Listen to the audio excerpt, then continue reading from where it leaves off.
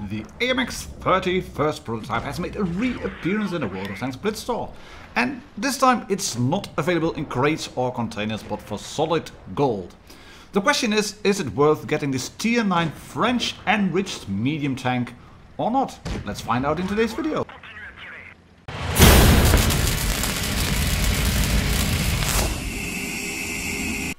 Yes, ladies and gentlemen, tankers of the universe, welcome back to the channel.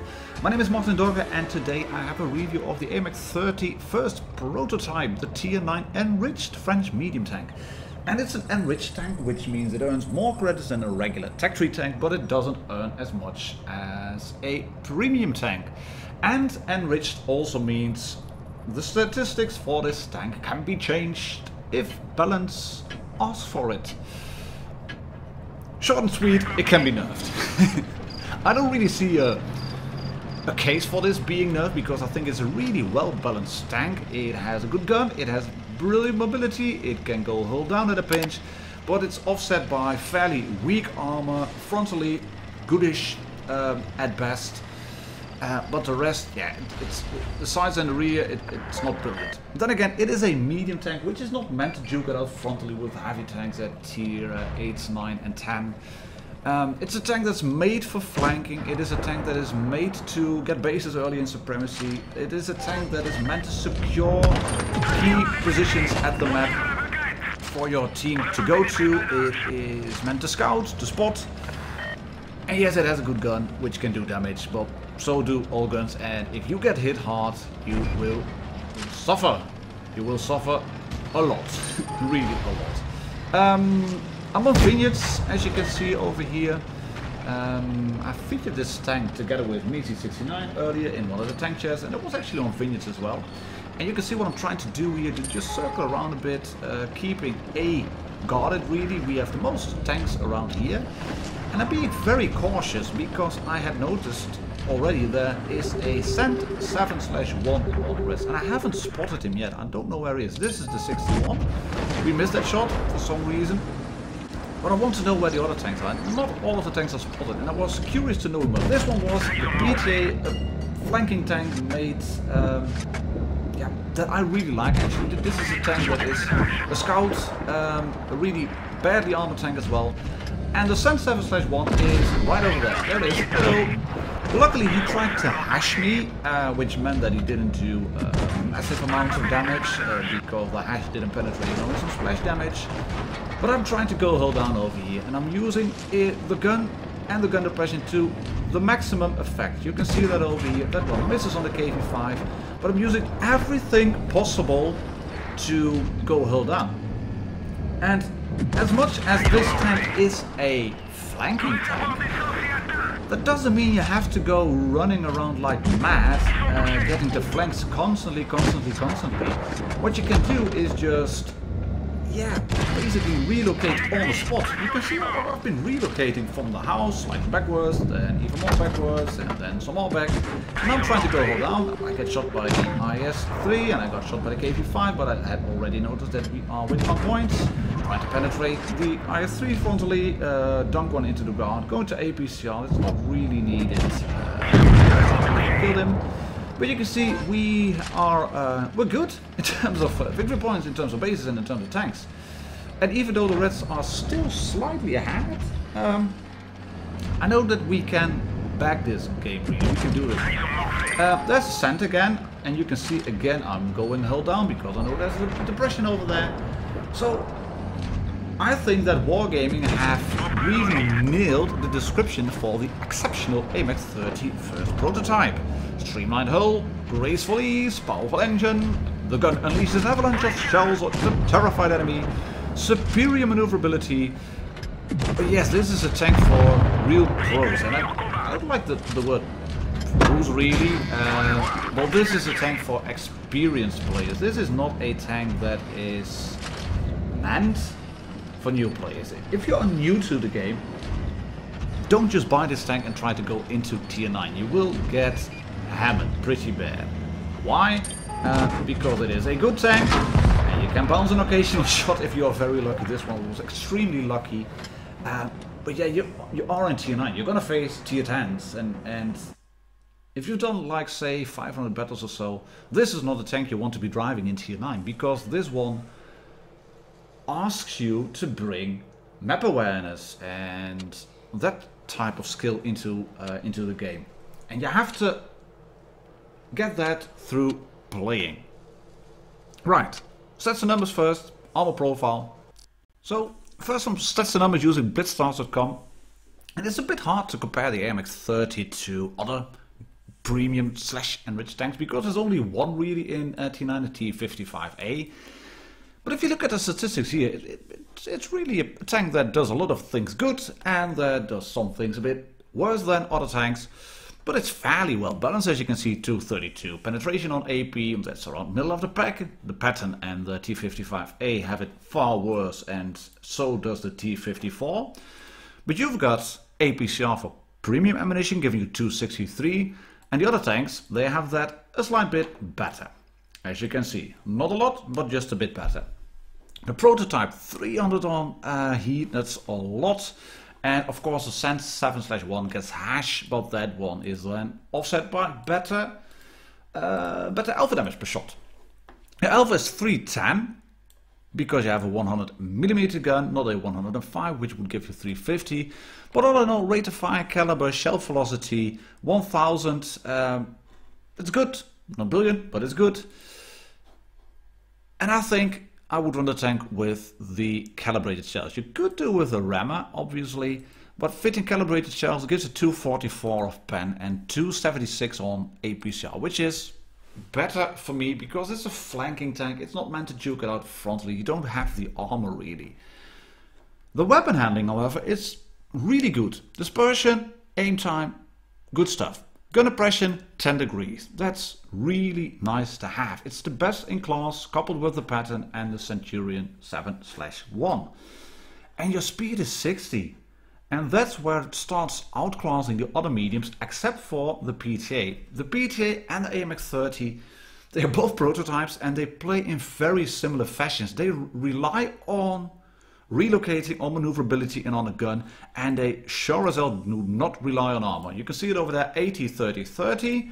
The PTA gets 70, 35, 25, and 150 on the front, and PTA gets 52, so that's worse. You have 150 on your turret front, and you have a gun mantlet which can be used.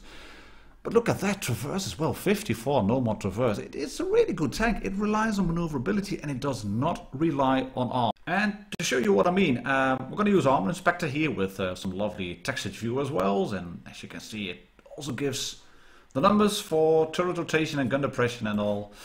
So yeah, let's take a look at the pen numbers. Here we go in red and green. And I'm using the the PTA versus the AMX 30 prototype. And you can see up front, it's not bad. It really isn't bad up front. It has some trollish armor on the front plate.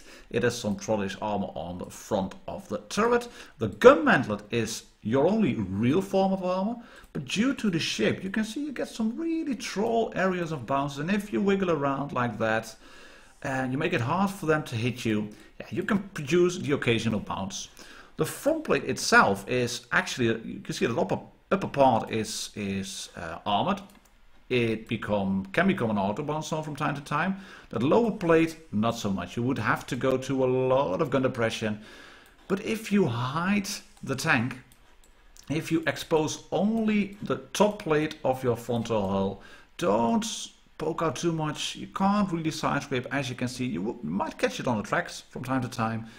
But even if you put the gun on the inside of your track wheel, like this, you can see it's shots will go through. Shots fired, casualties are here, officer down, crew drivers dead as well, cupola, weak spots. But yeah, if you want to bounce shots, you have to go hold on, otherwise it just doesn't work. From the back and from the sides, HE, I will be very careful with that, very careful. And the reason I'm saying be very careful with that, Bore 6, Object 268, Waffles, 704s, IG 152s, etc. The big derpers in this world, they will love your derrière. They will put an HE shell into you, no loop, no problem whatsoever, 960 average. Been there, done that, you will get wrecked. Very, very hard. 1750 hit points with added assembly, with the improved hit points. But yeah, you will get slaughtered if you run into big guns, into big HE guns. So yeah, that's not advisable. Back to the charts and the descriptions Wargaming give you in the game. For this one, the AMX 30 prototype, I think is actually a very accurate description of what they say in game. Movability really good, with a good gun, but don't get shot. Tank for the pros. Is it for pro players? I don't. Yeah, but I think it's for experienced players, because you need to know how to use things and skills like map reading. Normally, on ROCKFIELD, I would want to go left. What I noticed, my team is not going left, so I'm not stupid. I'm not going to juke it out with any of the bigger tanks, and there was only one tank spotted. That meant that 6 other tanks were not spotted. Yeah, Einstein, of course. 7 minus 1 is 6. Yeah, but all kidding aside, if you know one tank is spotted, 6 are not spotted, and they are not on one flank, then bound to be on the other one. And I spotted 2 of them. And there's another one, it's the Lurber, and I got shot from the left, which is already good, because I can take out this AMX 5100 over here. I bounced shot from the Lurber, not because I have armor, but because I was moving around. And I'm going to another position over here. And I'm constantly trying to isolate tanks. That Lurber is combat ineffective at the moment. And the T95, you can see I can do this to him with the gun oppression, and I'm in no harm whatsoever. There's nobody who can shoot me now, except maybe the T95. I don't know where this shot went. I mean, I aim for the tracks. I did it. Aim for his cupola. This one goes over the top, into the ground. Yeah, but I noticed that Lurber moving in as well. He's trying to get shots in on me, but he notices I'm behind a rock. And this is what I meant with positioning.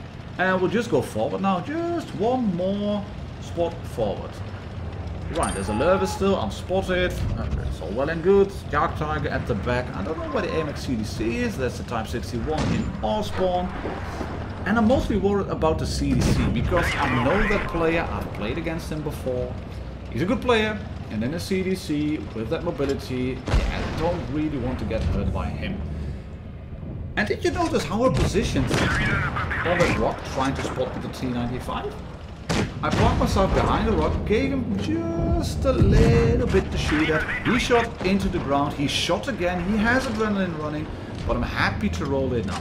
Shoot him on the tracks, track him in place, move left, move right, and we are past him. And I want to clear him. I'm happy to take shots from any tanks at the moment, trying to isolate myself and shield myself using T95. HE on the back doesn't work, but we do set him on fire, 543 in terms of damage. And then one of the other tanks gets a kill. I didn't really notice which one it was. But all well and good. We have to get moving, because the flank is compromised. There's a Jagdtiger still. There's the CDC. Can we put a shot in? Yes, we can. There we go. One shot goes in. 54 E1. Total hit points. Tortoise is down. The Jagdtiger is against the Lurber at the moment. Right, time to bugger off. Time to fight another day. I still have 1230 hit points left, and that's what I realized. The CDC would have no problem again taking out the Balseek. And I would have had to cross open ground.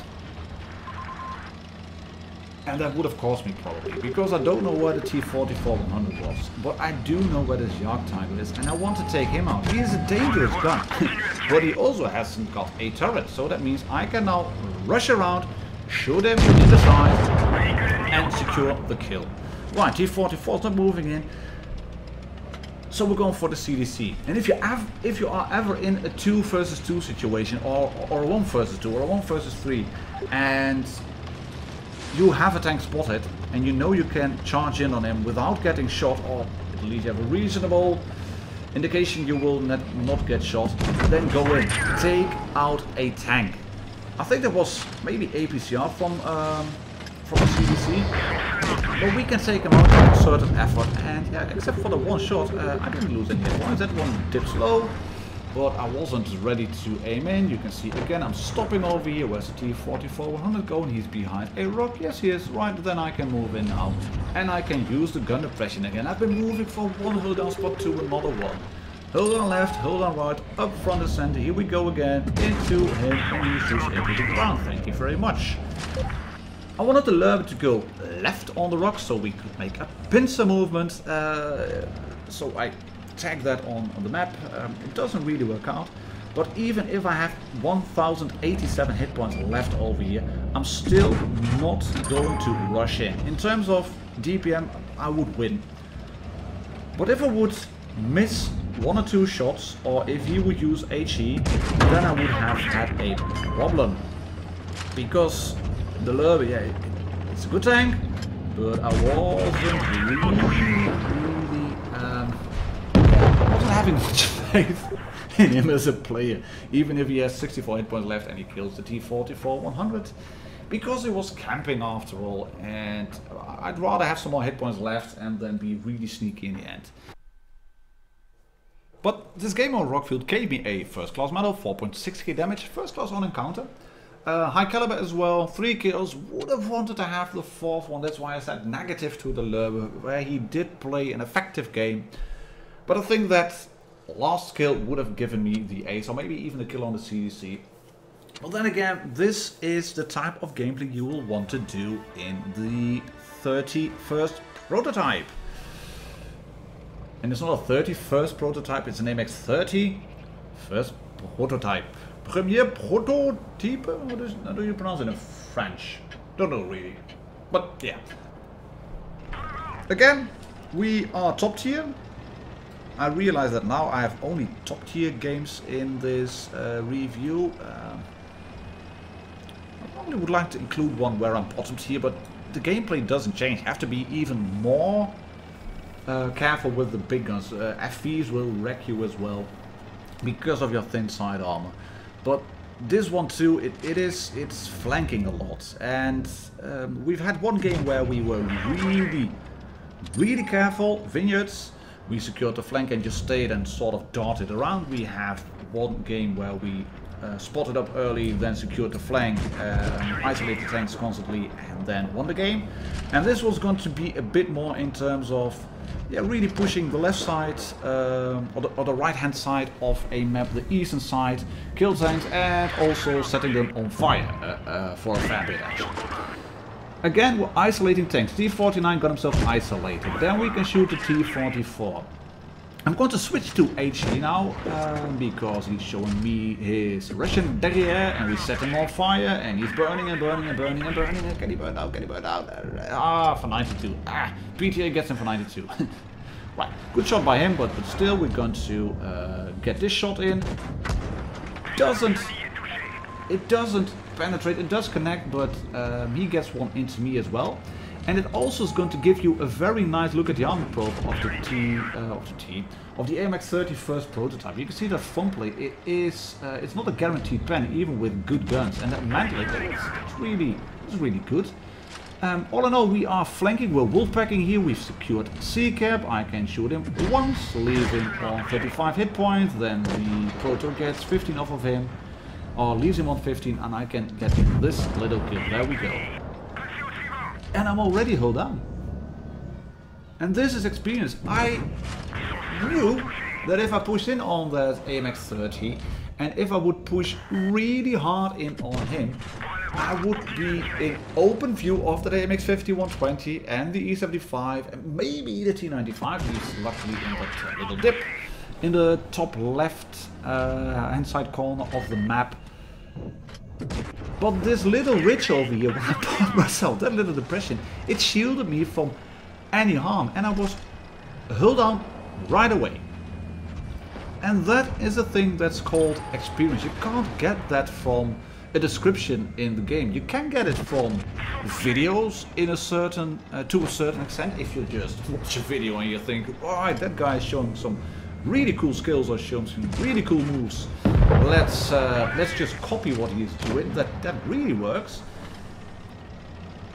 But just knowing where tanks are, and if I can then shoot them, that only works if you have experience and if you have been playing for a fair bit. So that's where I knew I could move in on the C95 because he was preoccupied with a PTA and with the STA. And I can then put one more shot into his butt, into the back. 5.1k damage, red revolters, metal. And this one is going to give us an ace game and also gives a good indication of what the tank can earn if you do a truckload of damage. Because there's no missions, nearly 1k net income. It's not a credit printer like the Lover or any of the other premium tanks at tier 8.